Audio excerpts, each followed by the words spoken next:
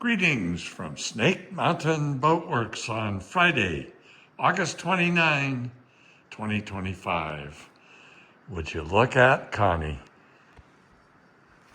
She is getting close to the point where we'll be installing her hardware, and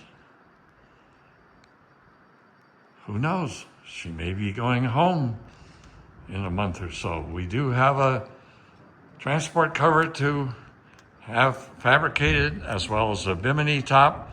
But beyond that, I'll tell you what, I'm just going to hand it over to Joe, because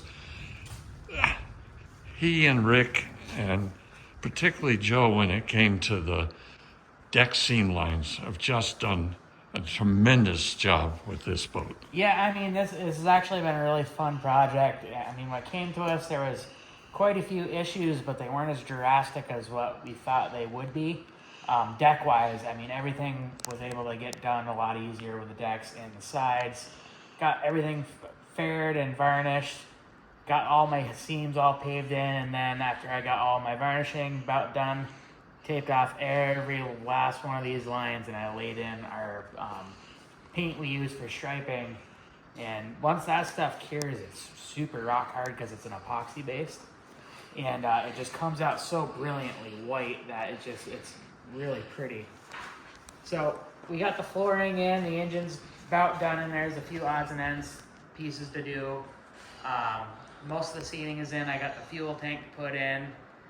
And we're going to go through and give the decks and sides a good waxing, so if there's any kind of little dust or debris, it all gets cleaned out. But it's really smooth finish, so I really think it's going to be really sharp when it's all cleaned up.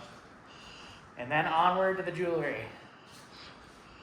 And her owner said, I want her to come back to Michigan and close to Algonac, where she was born, and be the Lady of St. Clair River.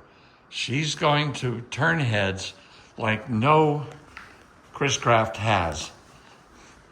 I just am so excited to be able to have the honor to work on a boat of this quality, this originality. This boat is, I would say, the wood in this boat is at least 95% original. Above the waterline, we did put a 5200 bottom on her.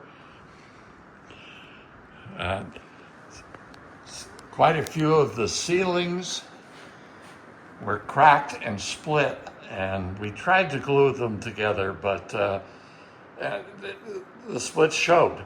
And so, fortunately, using Mike Mayer's gelled stain, the post-war Chris Craft, the planking that we chose for the fabricating the ceilings has absolutely precisely matched. I challenge you, you go walk around in this cockpit and you tell me which are the ones we had to replace. But there were, what, Joe, about 4 or 5? I think there's 4 or 5 from the Yeah. place. And you remember the seat back corners were all rotted out. Well, Rick came up with an ingenious method of fabricating new ones. So those 2 pieces of wood are not original, those 2 curved pieces of wood. Oh my goodness, just 2 curved pieces of wood in all of this.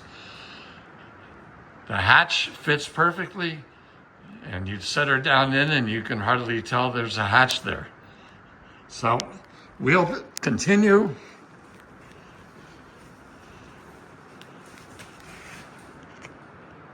in the coming weeks, and certainly before snow flies, she's going to be back in Michigan. That's our update on our 1950 22-foot Chris Craft U22 Connie. Thank you so much. Bye-bye for now from Snake Mountain Boatworks.